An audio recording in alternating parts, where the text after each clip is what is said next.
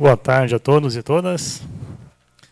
Sejam bem-vindos à segunda sessão da trilha 11, aprendizagem de máquina. Nós temos hoje 5 trabalhos. Vamos iniciar com o trabalho da Amanda e da Laura, reconhecimento de ingestão de líquidos por meio de sensores inerciais.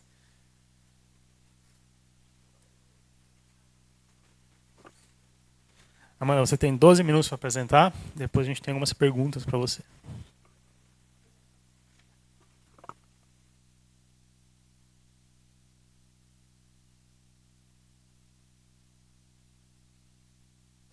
Alô, alô? Consegue ouvir bem? Boa tarde, pessoal. Meu nome é Amanda Nicole e a minha pesquisa foi sobre reconhecimento de gestão de líquidos por meio de sensores inerciais. Eu fiz essa pesquisa com a Laura Queiroz, que não está aqui, e o nosso professor orientador foi o professor Souto e o nosso monitor foi o Daniel Gol. Então, a desidratação é um problema significativo hoje em dia, porque ela não apenas afeta o nosso estado corporal, como também o nosso estado cognitivo. Ela é... Entre os principais...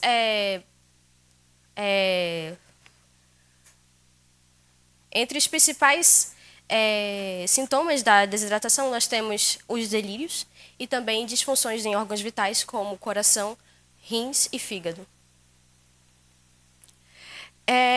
Para mitigar esses sintomas e esses problemas relacionados à desidratação, existem abordagens de monitoramento de gestão de líquido, que mais comumente hoje em dia se usa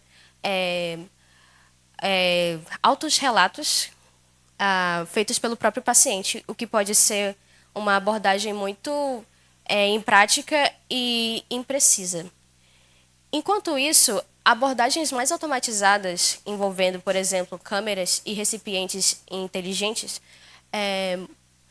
também têm seus próprios desafios, que estão principalmente relacionados a questões de privacidade com as câmeras e questão de praticidade com os recipientes inteligentes. Entretanto, uma das abordagens que tem recebido mais atenção para essa parte de monitoramento, justamente, é o uso de sensores inerciais vestíveis para justamente fazer esse monitoramento, porque eles permitem mais praticidade e privacidade. Na nossa proposta, nós temos um problema no nosso tema de detecção de líquidos, que é a falta de dados públicos disponíveis. Então, nós precisávamos de... seria bom que existisse um dataset próprio para esse problema, e foi justamente essa a nossa proposta de fazer esse dataset. E, além disso, o nosso outro objetivo foi justamente fazer um método de detecção, usando aprendizagem de máquina profunda, com o uso de camadas convolucionais. Em números, o nosso dataset contém um total de 50 indivíduos diferentes, que totalizam 5.265 eventos de gesto, em que um gesto é descrito como sendo um intervalo de um rótulo específico das 7 classes que nós estudamos. E esses 5.265 eventos totalizam 39.000 segundos de coleta, que são aproximadamente 10 horas e 50 minutos.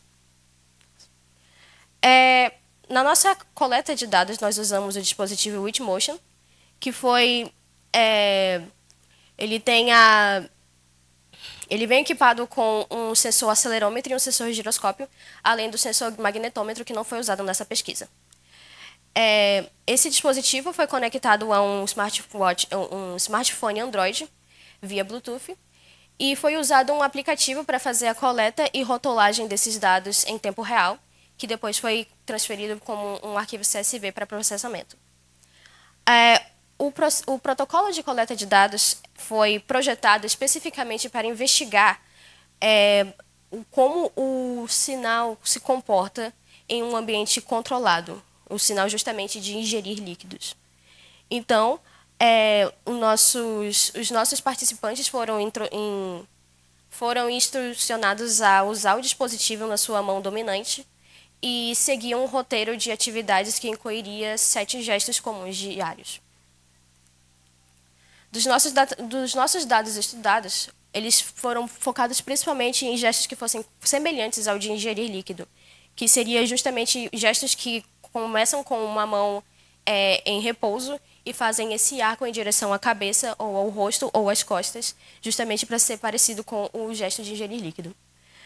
Entre os gestos, nós temos beber água, atender o celular, coçar a cabeça, passar a mão no rosto, segurar o queixo, ajustar os óculos ou tocar as têmporas e se espreguiçar com a mão atrás do pescoço. Para o compartilhamento do nosso dataset, nós precisamos fazer um pré-processamento prévio, em que nós fizemos um resampling dos dados para 200 Hz, porque durante a nossa coleta, o nosso aplicativo apresentou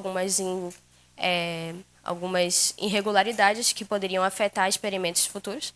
Então, foi feito esse resampling para 200 Hz. Agora, para o nosso experimento em específico, nós fizemos outro resampling para 64 Hz para a eficiência do treinamento. E também usamos a técnica de janela flutuante, segmentando os dados em janelas de 2 segundos, com sobreposição de 50%. Agora, o nosso método, nós usamos principalmente uma arquitetura com aprendizado de máquina profundo, em que usamos 3 camadas de redes convolucionais, com 32, 64 e 128 filtros, além de max pooling para diminuir a dimensionalidade dos dados. O nosso método de validação dos dados foi usando a técnica de Leave One Subject Out, que é o LOSO, que foi feito para todos os usuários, para cada usuário, e nós avaliamos as métricas de Precision, Recall e F1 Score, das matrizes de confusão desses resultados. Aqui nos nossos resultados, nós comparamos com baselines tanto de técnicas rasas, como KNN e CNN, quanto outra técnica de um método profundo, que foi outra CNN. E o nosso método mostrou resultados muito melhores, com 70,79% de F1 score no modelo binário e 91,50% no nosso modelo multiclasse. Esses resultados não apenas demonstram a eficiência da CNN justamente para a detecção de padrões em séries temporais para ingestão de líquidos, como também demonstra a confiabilidade do nosso dataset proposto para outros experimentos. Esse trabalho rendeu um artigo que foi submetido ao 24º Simpósio Brasileiro de Computação Brasileira Aplicada à Saúde. E, como nossos próximos passos, nós pretendemos fazer um refinamento do nosso método, usando outras técnicas do estado da arte. Também pretendemos explorar novos gestos mais variados no nosso dataset, além de fazer uma coleta de dados em ambientes não supervisionados, justamente para analisar quais dificuldades surgem quando você tenta identificar um gesto de ingerir líquido durante o dia a dia. Essas são as referências. E é isso. Muito obrigada.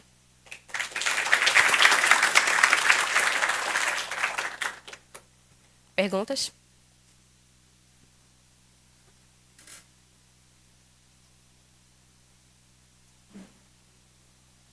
Amanda, fica uma curiosidade.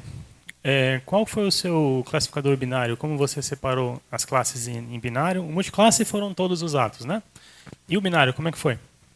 Basicamente, no nosso classificador binário, nós separamos entre gestos de ingerir líquido e de não ingerir líquido. Ou seja, tudo que foi de ingerir líquido ficou como uma classe 1, e todas as outras classes do dataset que foram atender o celular, etc., ficaram como classe 0, que seria a classe não ingerir líquido. Alguém mais, só?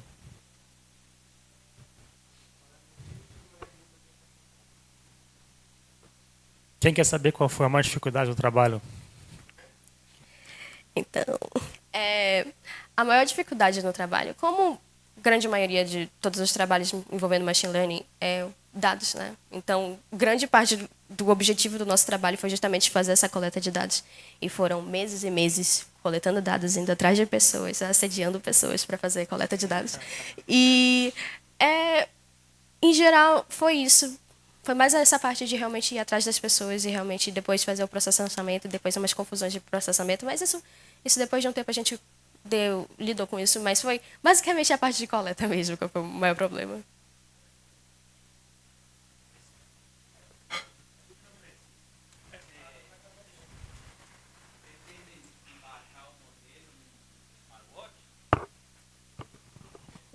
Alô, todo mundo me ouve agora? Vocês pretendem embarcar o modelo de rede neural no smartwatch? Sim, esse era o objetivo original da pesquisa. Justamente por isso que nós resolvemos trabalhar realmente com sensores vestíveis mesmo, para você poder embarcar num dispositivo smartwatch. Inclusive, as próximas coletas dos próximos datasets que virão relacionados a essa pesquisa não serão mais feitas com o Wearmotion, mas também seriam feitos com o próprio smartwatch da Samsung, que seria o dispositivo final que seria usado. Bacana. Obrigado. Tudo bem. Vamos agradecer novamente e parabenizar a Amanda, a Laura e o orientador.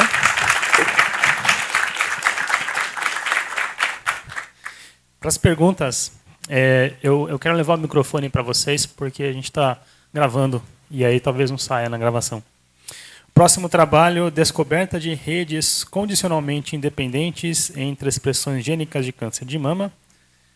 Grécia Cristina, orientado pelo Juan, professor Juan Colonna.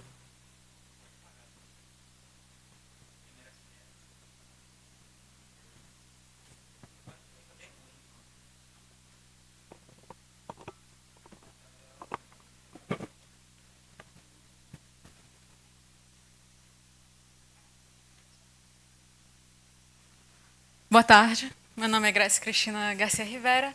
O professor orientador da pesquisa foi o professor Juan Colonna, faço parte da task da PP3, e justamente o tema da pesquisa é descoberta de redes condicionalmente independentes entre expressões gênicas do câncer de mama com a aplicação do algoritmo FastStep Graph. Bom, primeiro contextualizando, o câncer de mama é a principal causa de mortalidade entre a população feminina de grande parte das regiões brasileiras.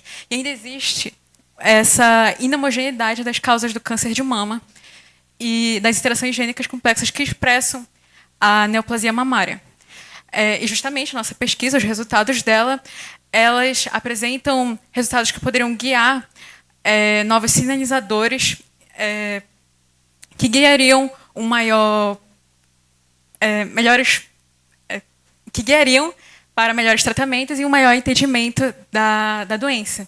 E conhecer os status dos receptores hormonais, que é o receptor de estrogênio e progesterona, justamente, dependendo da positividade e negatividade desses receptores, eles guiam para tratamentos muito específicos. É justamente o objetivo da pesquisa utilizar o algoritmo FastStep Graph para determinar as relações de independência condicional entre os genes de câncer de mama em pacientes com presença ou ausência dos receptores de estrogênio e progesterona através de modelos gráficos gaussianos. Os desafios. O maior desafio justamente foi a alta dimensionalidade, que seria justamente quando temos um número muito grande de variáveis em relação ao número de amostras. É algo característico de bases genômicas que a gente tenha talvez 30, 60 amostras, e como podemos ver, os seres humanos têm aproximadamente 23 mil genes, ou seja, seriam 30, 60 linhas por mais de 23 mil colunas. E uma dificuldade foi uma característica dessas bases, desses tipos de bases de dados, é a dificuldade para ajustar modelos tradicionais de machine learning sem viés. Nesse caso, seria mais a questão do sobreajuste, que nós temos muitos dados para poucas amostras. Então, os resultados de modelos tradicionais justamente teriam essa dificuldade de predição dos resultados, até acrescentando talvez uma amostra não iria resultar num dado diferente dos resultados anteriores. Justamente teria esse sobreajuste que não teríamos uma previsão certa dos resultados. E, novamente, ressaltando, a abordagem ela visa aprofundar o entendimento da biologia do câncer de mama, buscando identificar novas vias de sinalização, justamente para orientar o planejamento de estratégias inovadoras de inibição. E, na fundamentação, os modelos gráficos gaussianos em dados de alta dimensionalidade, a partir de agora, eu vou me referir a modelos gráficos gaussianos como GGM. E algo primordial para entender a pesquisa é justamente a matriz de covariância, que ela seria calcular a relação entre cada variável com cada uma das outras variáveis, e a matriz de precisão ela seria justamente a inversa da matriz de covariância, e ela iria indicar essas relações que são condicionalmente independentes. E com relação aos GGMs esparsos, o algoritmo ele tem o objetivo de estimar a matriz de precisão, e ela seria esparsa, ou seja, a maior parte dos seus valores seria igual a zero, e aqueles valores que forem diferentes de zero iriam justamente indicar essa independência condicional, e é essa matriz de precisão que iríamos utilizar para fazer justamente o GGM esparso. E, ressaltando, os GGMs esparsos permitem diferenciar ligações significativas dependentes condicionalmente de não significativas independentes condicionalmente. E, finalmente, o algoritmo Fast Step Graph é uma versão otimizada em R do algoritmo Step Graph, feito pelo professor Marcelo Ruiz, que, inclusive, auxiliou na nossa pesquisa. E tem a finalidade de estimar a matriz ômega, que é como chamamos a matriz de precisão. E a fundamentação ainda. O algoritmo Fast Step Graph ele tem 3 passos. A inicialização, que é o grafo vazio. O passo forward, que será feita o cálculo da relação de cada uma das variáveis com a outra. Seria uma checagem local, justamente entre aquelas duas variáveis. E então, se essa relação for maior do que um determinado limiar alfa-f, então essa relação será agregada ao grafo. E então vem o passo backward, que iria fazer uma checagem global ali do grafo. E se essa relação, como aquela relação que já foi agregada, afeta as demais relações que já estavam no grafo. E se essas relações que já estavam no grafo passaram a ter um limiar menor que alfa-b, então essa relação é descartada porque ela não faz mais sentido ali para aquele contexto. E vai haver uma repetição desses passos 2 e 3, que é o passo forward e backward, até que o grafo não se altere mais. E foi feita uma validação cruzada para estimar os valores ótimos dos hiperparâmetros alfa-f e alfa-b, justamente para gerar uma melhor estimativa da matriz de precisão ômega. Com relação à metodologia, nós utilizamos a CPTAC, que é um consórcio internacional, é uma base de dados pública. Tipos de dados proteogenômicos, tivemos 122 amostras, e o número de variáveis foram 23.691, fizemos para processamento e normalização, e a seleção das variáveis da PAN50. A PAN50, elas são as 50 genes que existe toda uma fundamentação médica que indica eles como os mais relevantes para determinar o prognóstico do câncer de mama. Ainda em metodologia, a gente fez uma estratificação em a primeiro extrato sendo de amostras que indicam um receptor positivo de estrogênio, aí depois receptor negativo de estrogênio, receptor positivo de progesterona, receptor negativo de progesterona. Houve uma padronização das variáveis e cada um desses extratos ele foi submetido aos 2 algoritmos, o Fast Step Graph e o CV Fast Step Graph, sendo o CV Fast Step Graph aquele que estima os limiares, alfa-f e alfa-b. E nós conseguimos esses resultados, passando os extratos para os algoritmos.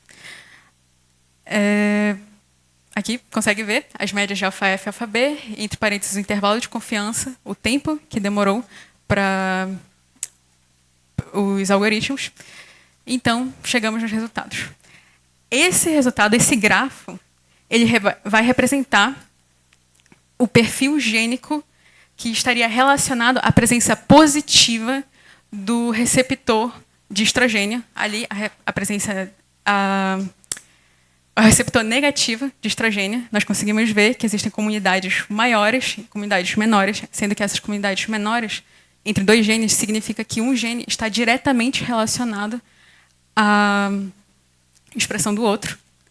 Aqui, os grafos que estão relacionados ao perfil gênico que descreve a presença positiva do hormônio de progesterona no tumor, e aqui ao receptor negativo de progesterona. De novo, existem comunidades maiores e comunidades menores. Então, chegamos aqui na discussão, neste quinto grafo. Este quinto grafo é muito importante porque essa comunidade em específico, esse conjunto de comunidades que ele mostra, eles estão presentes em cada um dos 4 grafos apresentados anteriormente. Então, podemos inferir que eles estão relacionados ao tumor do câncer de mama, de forma geral.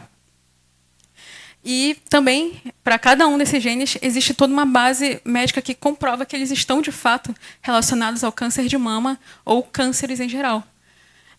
Falando sobre essa primeira comunidade, que é justamente a relação entre MYBL2 e o BE2C, na literatura, está relacionado ao MYBL a prognósticos desfavoráveis do câncer de mama e a replicação celular intensificada. E também já existe na literatura comprovando que o MYBL2 e o BE2C, a interação entre eles não é unidirecional, ou seja, de fato, um influencia o outro, vice-versa. Agora, falando sobre essa comunidade maior, GRB7, RBB2, KRT17, KRT14, o RBB2, na literatura, já diz que ele está relacionado ao prognóstico do câncer de mama, também está relacionado ao crescimento descontrolado de células cancerígenas em geral. GRB7, KRT17, KRT14 estão relacionados a metástases cerebrais. Metástase é quando, a origem do câncer, células cancerígenas se deslocam da origem e vão para outras partes do corpo, no caso, o cérebro. E essa relação específica, que é o TYMS e NDC80, ela que se destaca mais porque o TYMS ele está relacionado ao TNBC, que é o câncer de mama triplo negativo. E o NDC80, ele já, na literatura, há indicações de que ele está relacionado com um possível alvo do tratamento do TNBC. Além disso, o NDC80 está relacionado à resistência à cisplatina, que é um medicamento utilizado na quimioterapia. Então, um estudo melhor desse gene já poderia indicar possíveis os tratamentos viáveis e não viáveis, já que seria uma resistência justamente à quimioterapia. E, concluindo, o algoritmo FastAppGraph lidou com êxito a alta dimensionalidade das bases de dados de expressão gênica, PAN50. Foram identificadas conexões comuns a todos os grafos resultantes, que já estão sob análise na literatura médica, e foram identificadas relações ainda não documentadas que justamente podem guiar passos inovadores para justamente entender melhor e melhorar a questão do tratamento da doença, da neoplasia. Aqui as referências. E, mais uma vez, obrigada ao Projeto Super, obrigada ao professor Juan Calona por toda a guiação durante o projeto. Também queria agradecer a Unevida, ao professor Marcelo Ruiz e Pedro Cipriano, que ajudaram na fundamentação. E a pesquisa em si ela foi submetida ao SBCA de 2004. É isso. É isso, obrigada.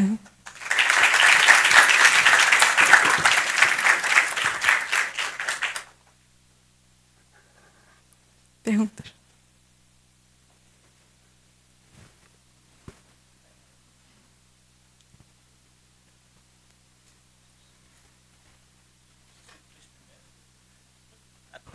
Não, eu só queria perguntar, esses hormônios de tudo são todos coletados por meio de exame de sangue?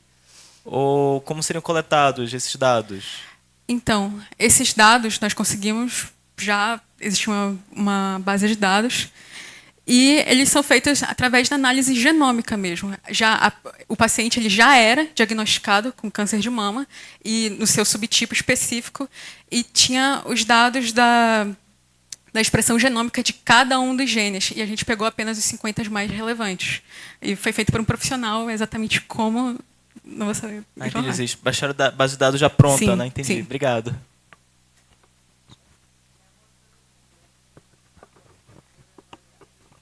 Parabéns, Grécia, aí pela Obrigada. apresentação, muito boa apresentação. Uma pergunta bem simples.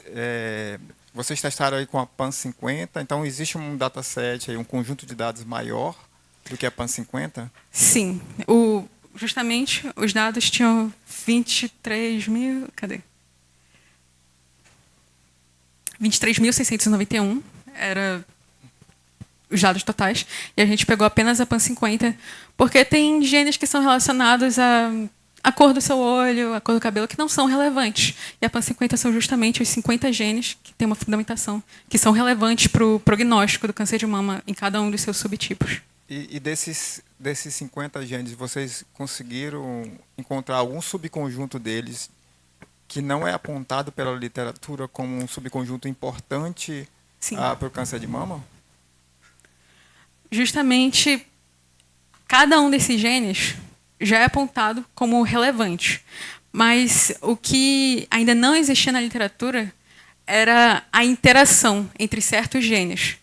Tipo, eles são relevantes, mas a interação de que um está influenciando o outro na sua expressão, tem alguns que realmente não estão na literatura ainda, e outros que foram os que eu destaquei que, de fato, já existe uma literatura dizendo que são possíveis alvos, que, de fato, um poderia influenciar o outro. Muito bom, muito bom. Mais perguntas, pessoal? Grécia, tem alguma base que contenha expressões gênicas, seja de pessoas que não são pacientes, para você contrastar essas comunidades, por exemplo, você comparar a relevância dela em pacientes de câncer de mama e pacientes que não têm a doença? Comparar com pacientes que não têm? Ver se essas comunidades aparecem em pessoas saudáveis.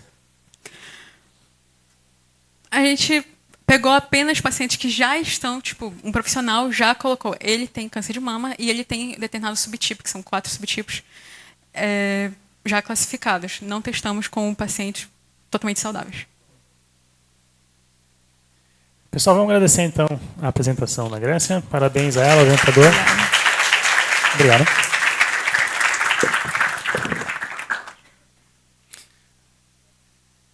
Próximo trabalho, Gabriel Batista, sumarização de relatórios de raio-x baseada em técnicas de processamento de linguagem natural. Também orientado pelo professor Juan Colonna.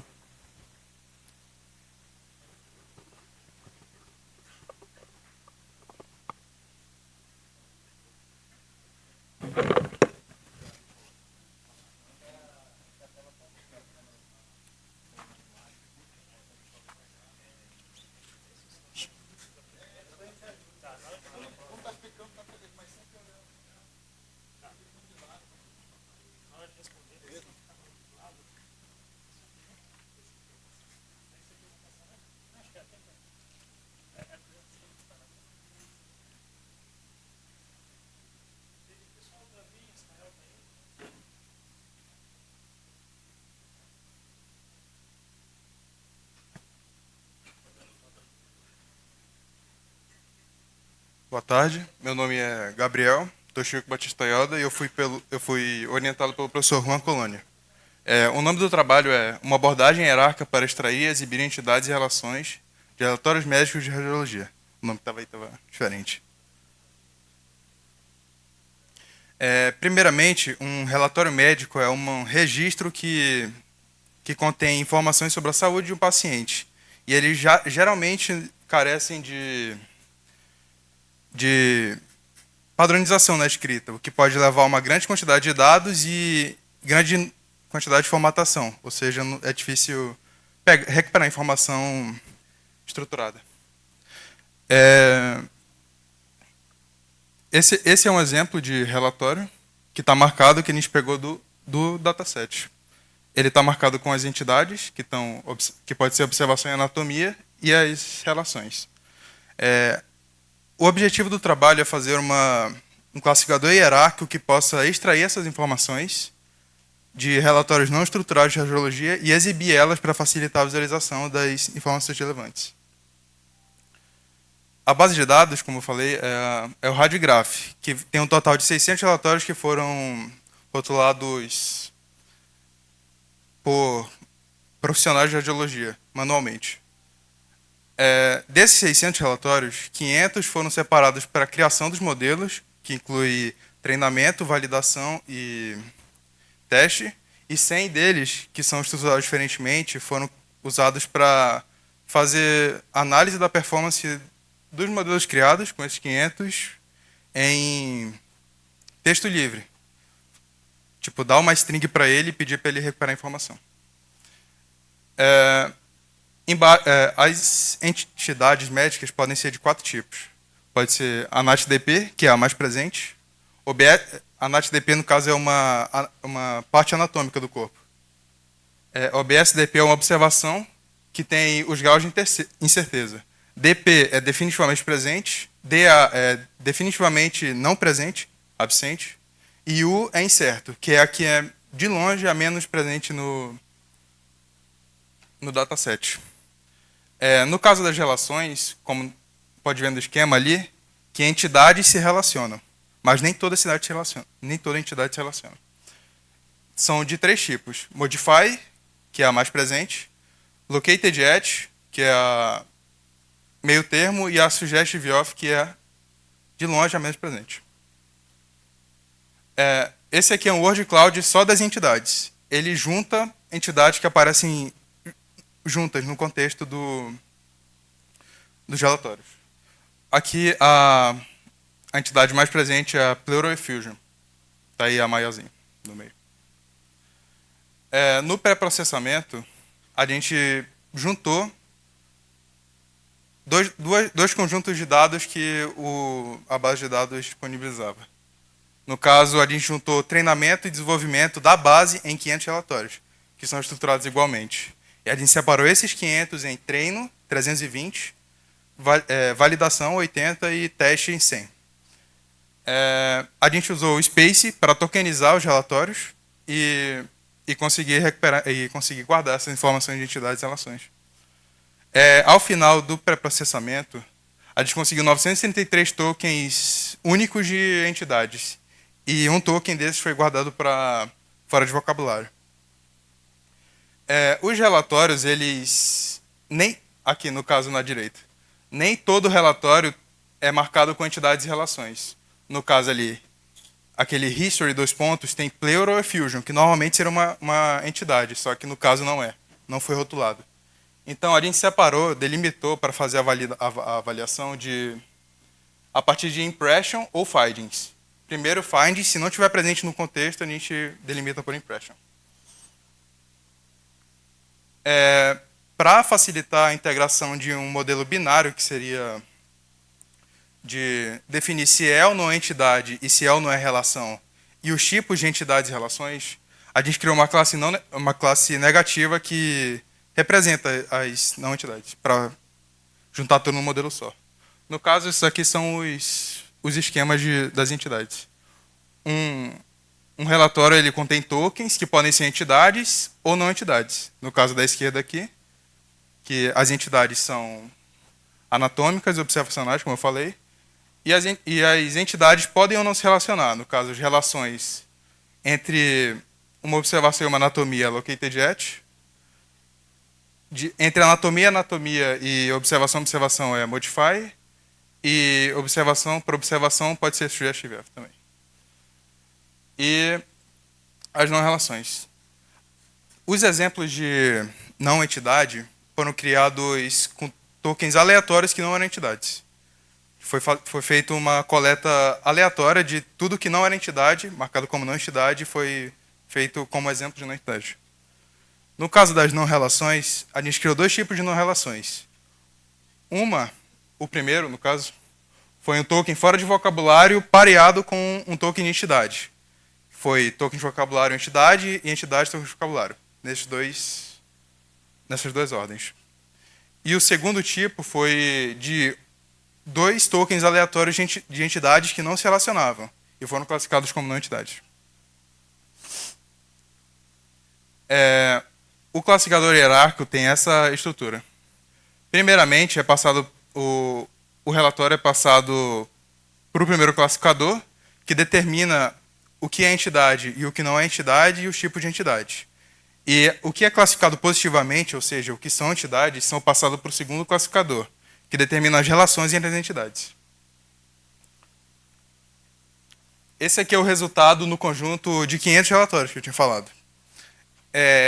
Esse resultado difere do próximo que eu vou falar, porque aqui a gente não leva em conta os dois classificadores atuando junto. Ou seja, não estou passando a string para o classificador, e sim só passando a entidade e pedindo o rótulo da entidade. Nesse caso aqui, a melhor classe foi a NATDP, que é a mais presente, seguido pelo NEnt, que seria a não entidade. E a pior de todas é a incerta, né? O BSU, que ficou em 30%. No caso, na direita ali são as relações. A melhor relação foi a Located@, que não é a mais presente, seguido pela Modify, não relação e Suggest_of, que mesmo tendo poucos casos, foi bem. Aqui é os resultados no modelo, no texto livre, no caso. Aqui, no caso, a gente passa a string para os classificadores e eles fazem esse resultado. Aqui tem um desbalanceamento, porque a maior parte dos tokens em um relatório não é entidade. Por isso que a maior parte dos casos aí são não entidades. E o resultado ficou parecido com o último das entidades, com os últimos resultados das entidades. Esse aqui é a proposta de visualização das informações recuperadas. A gente usou para fazer isso o Displace, que é uma ferramenta do Space que a gente utilizou na tokenização dos relatórios.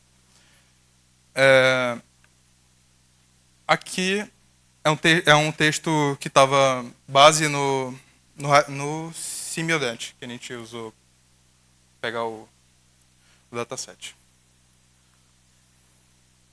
Aí é bom falar que isso aqui é feito automaticamente. Não precisa ser feito manualmente como foi feito nos outros relatórios.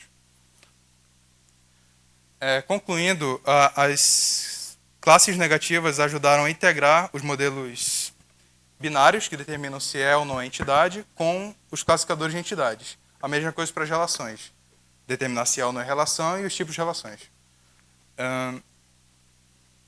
A abordagem hierárquica funciona como um filtro, ou seja, a primeira camada da hierarquia funciona como filtro para a segunda, passando só o que é passado positivamente, o que é classificado positivamente, e a segunda atua como um verificador duplo, barrando assim falando, barrando o que foi classificado erroneamente pelo primeiro nível. E o Displace, ele pôde destacar o que era relevante para os relatórios. O artigo foi submetido na Sociedade Brasileira de Computação Aplicada à Saúde, 2024, e tem esse título em inglês. Foi isso. Eu queria agradecer ao professor e à Uni pelo apoio. Obrigado.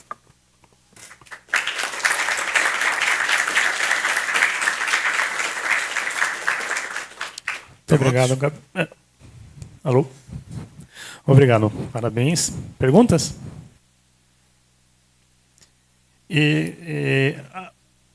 A proposta que vocês apresentaram no slide 10 de visualização, isso foi um resultado, essa forma de mostrar resultado foi do trabalho de vocês, do grupo de pesquisa? Sim. Já foi publicado nesse trabalho outro? Sim. Ok, parabéns.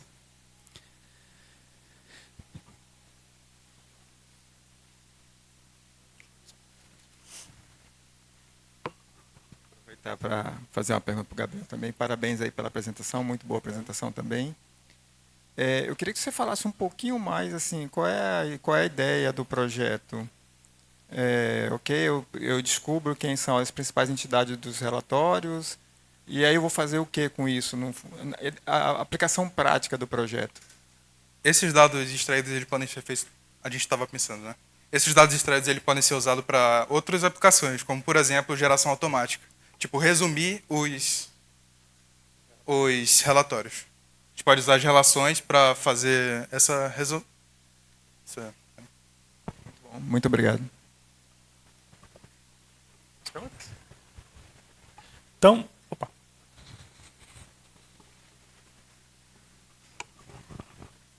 Qual foi a maior dificuldade na pesquisa? A maior dificuldade foi a parte das relações.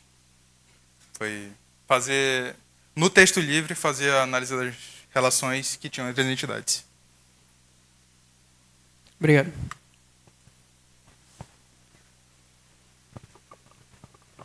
Então vamos parabenizar, agradecer novamente a apresentação do Gabriel. Parabéns ao orientador também.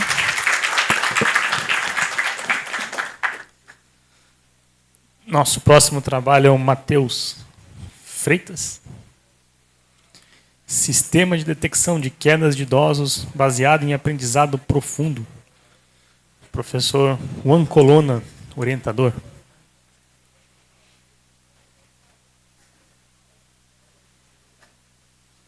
Você vai começar com o vídeo?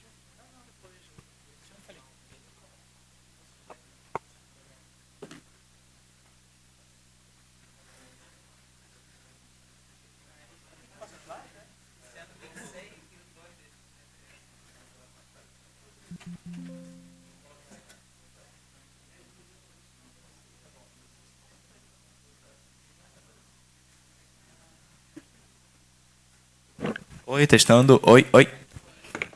Tá. Já? Beleza. Muito boa tarde. Eu sou do projeto de detecção de quedas de idosos usando pontos-chave de vídeos com redes com transformers, orientado pelo professor Juan Gabriel Colonna e uma ajuda de um monte de gente, Juni e outras pessoas que ajudaram, especialmente Juni. E, bom, vamos lá. Qual a motivação do projeto? Bom, muitos idosos aqui para o norte ou para qualquer região moram sozinhos e tem risco de levarem quedas mesmo, quedas físicas, de se machucarem bem feio e até alguém descobrir que a pessoa se machucou, demora muito. Tipo assim, às vezes a pessoa fica, sei lá, jogada no chão por horas. Bom, isso é bem prejudicial porque fazer cuidado médico depois disso é muito mais complicado. Então, qual a ideia? Criar um sistema que pudesse, de modo não invasivo, detectar quando um idoso leva uma queda e, a partir dessa detecção, acionar alguém. Pode ser uma ambulância, um familiar próximo, algum cuidador e tal, para ir lá e ajudar esse idoso. Bom, então esse é o objetivo. Então, o objetivo é o quê? Criar um sistema que pudesse, por meio de vídeos, e depois de definir como vídeos, né, detectar qual conjunto de frames de vídeo mostrasse uma queda da pessoa ou quando a pessoa estivesse estabilizada. Ou seja, por exemplo, está assim em pé, está estabilizado, leva uma queda, a câmera detecta que levou uma queda e manda o alerta que a queda ocorreu. Bem, existem vários tipos de outros sistemas. Alguns muito populares usam sistemas vestíveis, como smartwatches, às vezes em smartphones também, ou qualquer outro tipo de sensor. Tem uns que colocam também no aparelho auditivo. Eu descobri que tem alguns sistemas que detectam quedas por aparelho auditivo. Mas o problema desses sistemas é o quê? A pessoa tem que estar com um dispositivo vestível e está um pouco mais invasivo. Enquanto o sistema de câmeras, a pessoa pode só deixar uma câmera e literalmente, sei lá, tomar banho e ainda está detectando lá o sistema se a pessoa está levando uma queda ou não. Então, esses daqui são sistemas que usam pontos-chave, podem ter várias câmeras espalhadas por um ambiente. Elas detectam os pontos-chave, que seriam, por exemplo, articulações, extremidades do corpo e tal, para mandar para a rede e verificar se a pessoa levou uma queda ou não. Então, o sistema é mais ou menos com essa ideia aqui. A aplicação que a gente usou para fazer essa detecção dos pontos-chave foi o MediaPipe. Ela detecta 32 pontos-chave do corpo da pessoa, incluindo articulações, extremidades e tal, ponta do nariz, e manda para a nossa rede que a gente está objetivando construir no começo do projeto, né? Depois construímos a rede. A base de dados que usamos foi uma base de dados com 50 ações cotidianas, incluindo ações médicas, né? Ações cotidianas médicas de Singapura, a NTURGB, que tem vários vídeos de gente, sei lá, bebendo água, tomando café, gente, sei lá, andando, fazendo um monte de atividades cotidianas, e inclusive tinham nessa base de dados 900 vídeos de pessoas levando quedas. Então a gente poderia utilizar esses vídeos para treinar a nossa base de dados. Bom, então aqui tá as ações cotidianas que a gente usou para treinar e as ações com condições médicas. Dessas ações com condições médicas, já que a gente estava muito interessado nessa secção aqui, ó, a 43, que seria de cair. Então a gente tentou normalizar. Pegamos 900 vídeos de essas ações cotidianas, de ações médicas, todas as outras, e 900 vídeos da ação cair. Bom, aí a gente removeu o ruído, por quê? Por causa que os vídeos eram muito longos. Então, por exemplo, tinha alguns frames que era só a pessoa parada, aí ela fazia a ação e depois ficava um tempo no chão, por exemplo, aqui no vídeo de quedas. Mas a gente só queria o processo da queda, ou seja, os 44 frames, que a gente viu que era mais ou menos 1,5 segundo, que levava para a pessoa levar uma queda, e pegamos só eles para treinar o modelo, para ficar bem refinado mesmo e saber o que de fato era a queda. Aí a gente extraiu os pontos-chave, usando o Media Pipe, né? A gente pegou, aí cada pontinho desse aqui em verde virou um elemento aqui de um arquivo CSV que teria x, y, z, que é a posição, mais um v, que seria a visibilidade desse ponto. O MediaPipe retornava isso para a gente, usando para treinar o modelo. Aqui a rede neural com transformers que utilizamos 2 camadas densas, uma sigmoide e uma ReLU, Global Average Pool, transforma em coda, que é para dar atenção àquilo que realmente classificaria a coisa como queda, e Sign Position Encoding, e aqui a estrutura todinha. E depois que a gente já tinha um classificador binário pronto, ou seja, a gente já conseguia, por exemplo, mandava 44 frames, ele retornava se era ou não queda, a gente criou sistemas de detecção de quedas, que era uma aplicação seguinte, ela pegava, usava uma câmera, poderia ser uma webcam de computador, mandava para o MediaPipe, esse MediaPipe fazia essa extração dos pontos-chave, mandava para um buffer, e esse buffer ficava acumulado e mandava para o classificador. E esse classificador, que já estava desenvolvido, dizia se ocorreu ou não a queda. E para a gente ter um respaldo visual, se tipo assim, de fato, essa detecção foi legal ou não, e como estão os pontos-chave, a gente também usou o OpenCV para fazer essa representação aqui, colocar os pontinhos na pessoa, para a gente ver, não, de fato, se detectando os pontinhos certinho e detectou que é uma queda. Bom, aí aqui os gráficos, a gente usou vários encoders diferentes, já que a perda e a acurácia do modelo, a gente usou 3 encoders diferentes para tentar reduzir o modelo para ter o menor número de parâmetros possível. Por que isso? Bom, a gente gostaria muito de fazer processamento em borda. Quer dizer, já temos o classificador pronto, já temos o sistema pronto, só que a gente está querendo reduzir esse sistema para embarcar ele numa Coral DevBoard ou algum sistema de processamento em borda. Para quê? Para que não tenha que passar imagens, vídeos pessoais da pessoa para a nuvem, para serem processados na nuvem. Você processa localmente e só manda a informação se ocorreu a queda ou não. Então, suponha, por exemplo, a pessoa está no banheiro, tem uma câmera lá vigiando ela, ninguém quer que tipo uma imagem sua no banheiro vá para a cama. O idoso está lá, ninguém quer. Então, o que a gente faz? O próprio sistema processa na hora, faz processamento no local, não manda os vídeos nem nada. E por o sistema de ETA muito compacto, muito eficiente, dá para processar localmente e só manda informação se aconteceu a queda no banheiro ou não. Essa é a etapa atual do projeto. Já temos um classificador, então agora a nossa etapa atual é tentar reduzir o máximo possível. Os resultados atuais são esses. Já temos um sistema pronto que, com base no vídeo, diz se a pessoa está estabilizada ou está no processo de queda. Inclusive, fiquei todo roxo apresentando isso, que eu caía nas apresentações todas. Aí, meu joelho aqui ficou todo roxo, mas foi bem legal. Aqui foi uma apresentação que a gente fez na Feira Norte do estudante.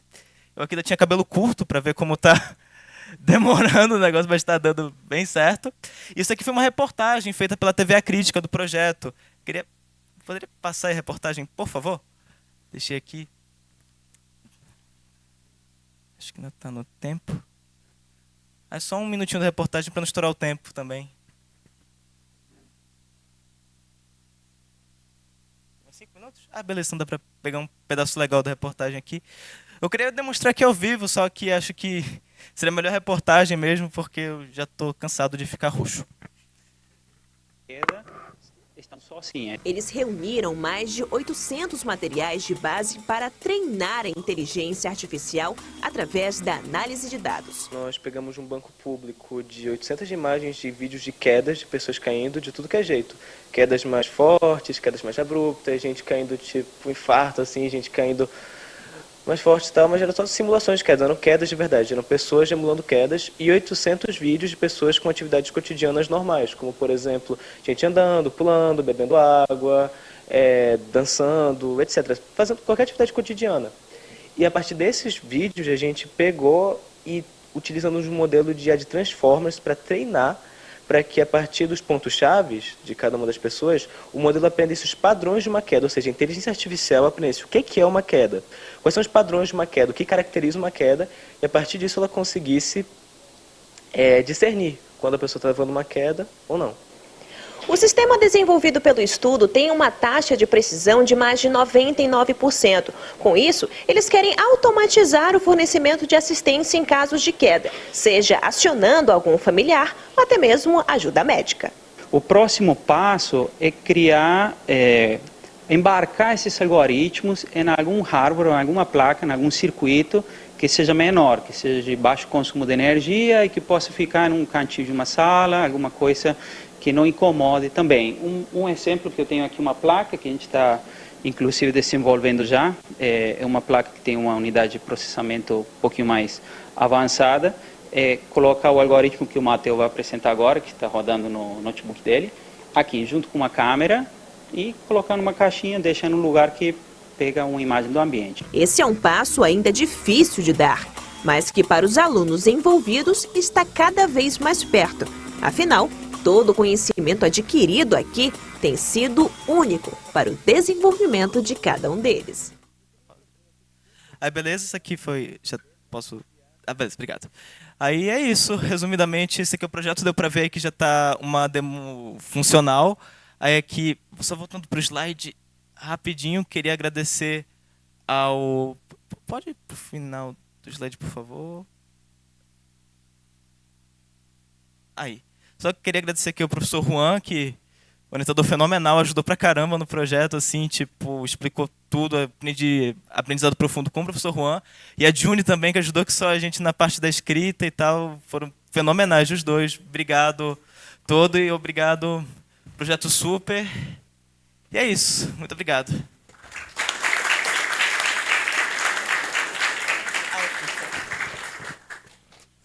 Muito obrigado, Matheus. Parabéns. Apresentação bem energética. Perguntas?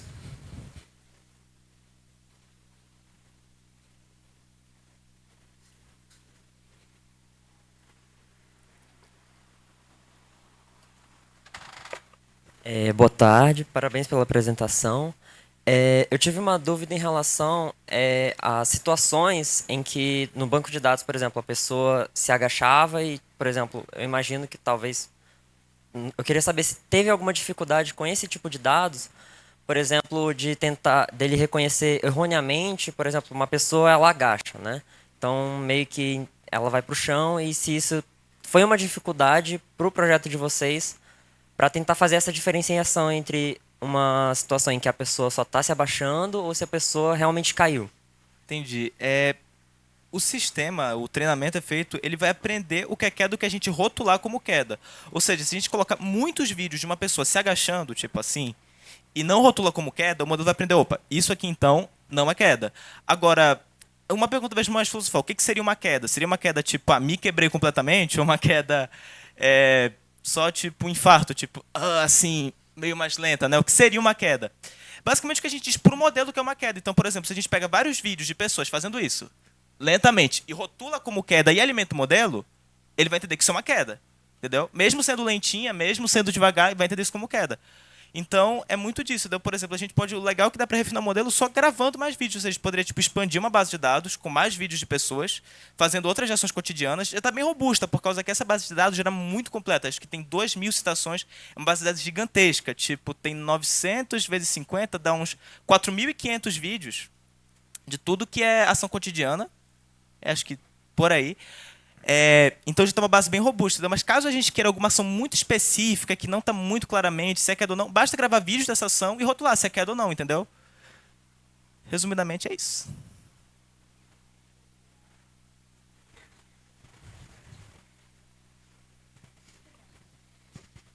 Oi?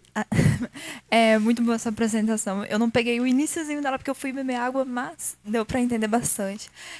Você acabou de falar que você vai meio que dizer, ó, isso aqui é uma queda. Então, toda a ideia que você teve, tem como a gente reformular e aumentar ela para, vamos dizer assim, um comportamento específico de algo, né? Por exemplo, você falou do infarto, que é assim, ou algo desse tipo. Tipo, um desmaio também é uma queda, ou algo desse tipo. Mas expandir para mais comportamentos de outras doenças que a gente pode reconhecer, não só com idosos, mas com outras coisas também. Tem essa possibilidade? Sim, em geral. Basta rotular, fazer um monte de vídeos dessa ação específica. Digamos que, sei lá, a gente queira ver Não sei, por exemplo, dor de cabeça. Tipo, a gente grava um monte de vídeos de pessoas, tipo, fazendo assim com a cabeça e tal, emulando dor de cabeça, rotula isso e o sistema vai detectar que isso é dor de cabeça. Vai aprender que esse conjunto de frames de movimento, esses 45 frames assim, seriam dor de cabeça. E o que é legal é que essa rede ela é bem genérica, ou seja, por exemplo, a gente não teve lá nenhum vídeo de ninguém, sei lá, dando uma cambalhota para trás e levando uma queda. Mas eu testei isso, me quebrando, e detecta que é uma queda também. Então acaba ficando bem mais genérico, entende? Por causa que essa rede de transformers ela tenta deixar bem... dar atenção ao ponto-chave, está muito boa para trabalhar com séries temporais.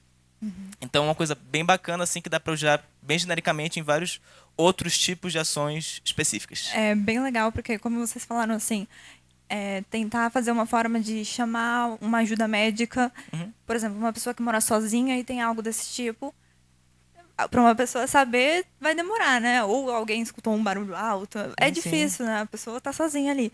Então, um equipamento desse, com certeza, ia agilizar muito, às vezes, talvez salvar uma vida, né? Bem legal. Pois é. Parabéns. Esse é o objetivo. Obrigado.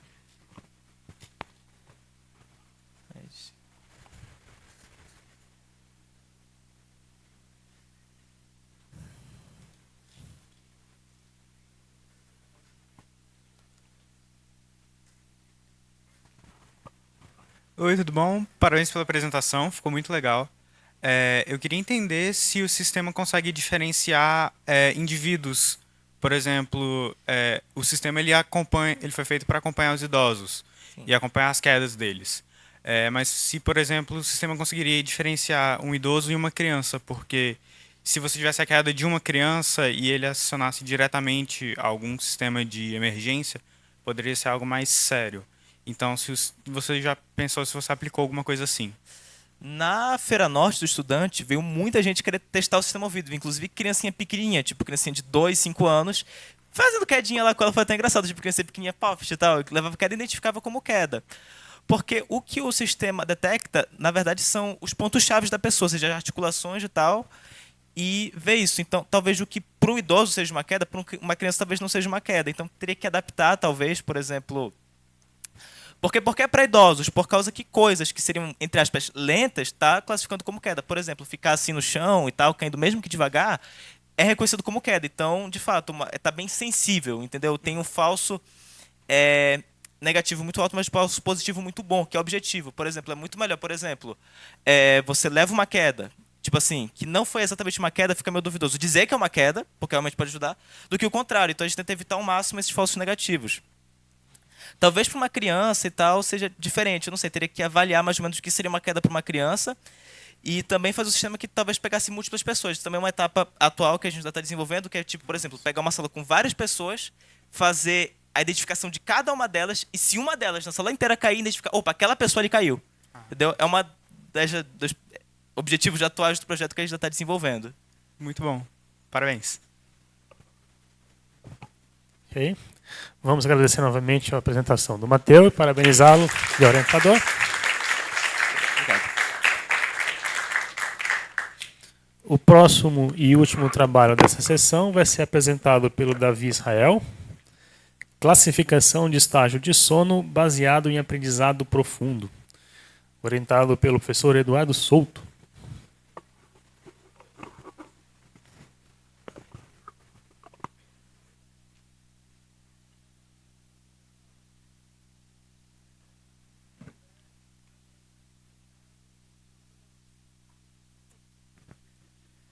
Bom, boa tarde. Meu nome é Davi.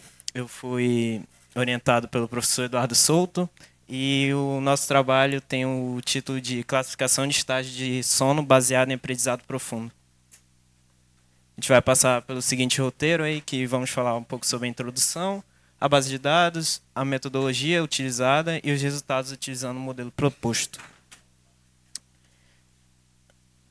Vou dar um pouco da contextualização do sono. A importância do sono, ela vem que traz o bem-estar físico e mental, ela traz a reparação e a manutenção do corpo, ela também previne problemas de saúde como obesidade, diabetes, doenças cardiovasculares e depressão. E também tem a manutenção do estado de alerta durante o dia. Temos também uma pequena explanação sobre os estágios do sono, que a gente pode considerar que são 5 estágios do sono, contando com o estado acordado. São 3 estados não REM e um estado REM, que são um movimento rápido dos olhos, que é quando o corpo está fazendo suas maiores atividades cerebrais e suas reparações corporais. Existem 2 principais exames que são utilizados para a medição do sono. O padrão ouro é a polissonografia, que é um método bem, de certa forma, invasivo. Ele utiliza EEG, ECG, então eles registram atividade cerebral e cardíaca. Eles são feitos em ambiente hospitalar, então por isso que ele tende a ser invasivo, não só por ter que usar sensores que são desconfortáveis, então tiram o conforto do paciente e acabam não sendo naturais. O que é diferente da actigrafia, que é um método não invasivo, que pode ser utilizado, como no caso do nosso trabalho, foi utilizado dados coletados por um acelerômetro utilizado no pulso. É um método não invasivo e pode ser utilizado no ambiente natural de forma contínua, ou seja, pode ser feito em casa de forma a vários dias e ter melhores resultados em relação ao ambiente. Ele possibilita também a análise de padrões de sono e ele auxilia no monitoramento da qualidade e quantidade de sono com vários algoritmos. Agora eu vou explanar um pouco sobre a base de dados que utilizamos. A base de dados que utilizamos foi disponibilizada pelo Kaggle. Ele tem cerca de 500 gravações de dados de acelerômetro utilizados no pulso, como eu havia dito.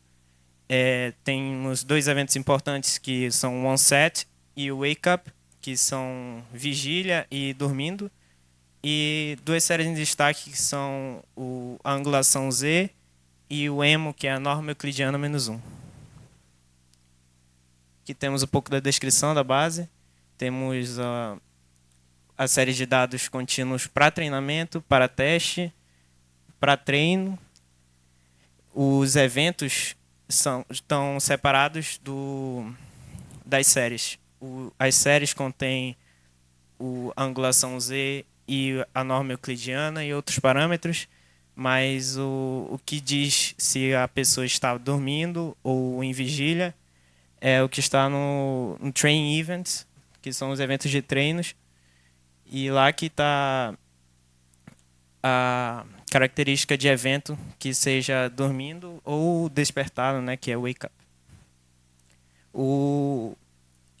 Aqui é a nossa metodologia. A angulação Z, ela é a angulação do braço da pessoa em relação ao corpo, e essa aqui é um plot de uma série aleatória que nós pegamos para explanar um pouco sobre como é o plot de uma angulação Z deste dataset. Aqui temos a norma euclidiana -1, que é uma variável que relaciona os 3 dados de acelerômetro, x, y, z, em apenas um parâmetro. A gente também utilizou um valid flag, que pega todos agrupa os parâmetros de tempo, ângulo e norma euclidiana, -1, e conta o número de entradas para cada grupo e armazena numa outra variável. E se essa variável é igual a 1, ou seja, tem apenas uma ocorrência, né, que seja igual, ele vai criar vai registrar no valid flag, e a partir da integração do valid flag com a angulação Z e o EMO, a gente consegue essa distribuição, onde a gente pode fazer uma predição melhor dos 2 eventos. A gente também fez uma normalização min-max, que obedece a essa equação. A nossa arquitetura utiliza a UNET, ela é utilizada para mapeamento, ou seja, ela é um autoencoder, ela ela codifica e decodifica na mesma arquitetura e é mais utilizada para quando vai fazer um mapeamento, por exemplo, no nosso, que tem que fazer um mapeamento de 3 variáveis lá de angulação Z, norma e o flag. Agora vamos falar um pouco dos resultados. Aqui a gente pode ver no gráfico que conforme a linha laranja, que é o target, que é a nossa distribuição, do que é realmente o ground truth, a verdade, o verdadeiro, a predição também acompanha muito bem o que realmente é o diagnóstico preciso. Aqui temos uma predição para uma série específica. A gente pode ver que consegue predizer muito bem, onde 1.0 seria o onset e o menos 1.0 wake up. E aqui é uma série onde os dados não estão totalmente completos, porque provavelmente o paciente tirou o acelerômetro do pulso. E ele não se comporta muito bem nessas especificações. Aqui é uma tabela que sintetiza a cada tolerância. Os steps, que são os passos, é um intervalo de tempo inteiro. Então, de 0 a 12, ele teve uma pontuação de entre 40% e 40%, mas conforme a tolerância vai aumentando, o número de intervalo de tempo, a pontuação vai melhorando e a média da pontuação é em torno de 81%. Como conclusão, temos que a abordagem da distribuição integrando a angulação Z, a norma euclidiana -1 e o value flag, mostrou-se eficiente. Na literatura, Olsen usou também a UNET, só que ele usou também dados de fotopletismografia junto com os dados de acelerômetro. Aqui a gente conseguiu bons resultados utilizando apenas a UNET e apenas dados de acelerômetro. No mais, é isso. Obrigado.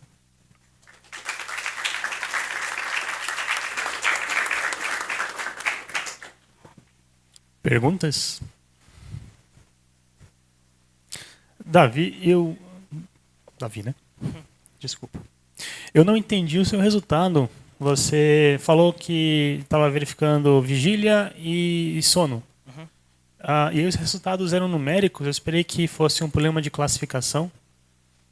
É um problema de classificação, só que como a gente fez uma distribuição, ele fica nesse formato. E o gráfico antes, o que você estava mostrando? Eu não entendi esses gráficos.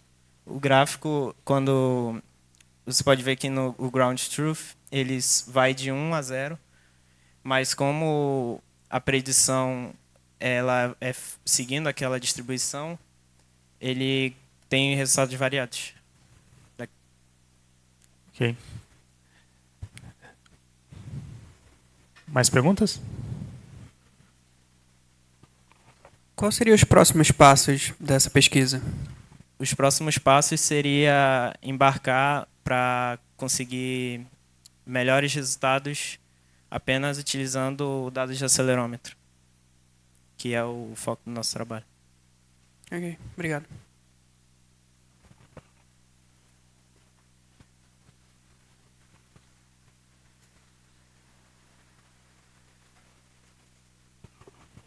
Obrigado pela apresentação, Davi. Pergunta bem simples, nem é técnica. Vocês não pretendem criar um demo, alguma demonstração para levar na Feira Norte, alguma coisa assim como a gente fez no ano passado? Como a gente usou uma base de dados bem recente, a gente não chegou a fazer uma demo. Mas daria para fazer? Acredito que sim. Aí o desafio lançado para ti, então. Obrigado. Davi, mais uma pergunta para você, cara. O seu trabalho é focado em verificar vigília e sono, né?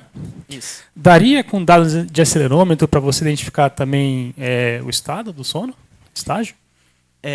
O foco daquele dataset é utilizar apenas onset wake up, mas o Olsen conseguiu diferenciar os estágios do sono, cada um daqueles estágios do sono, dos 5 estágios do sono que eu disse anteriormente. Ele conseguiu uma pontuação de 73% de precisão, mas ele utilizou também dados de fotobatismografia, não apenas acelerômetro. É um trabalho futuro aí para vocês. Vamos agradecer novamente, parabenizar o pesquisador e o orientador.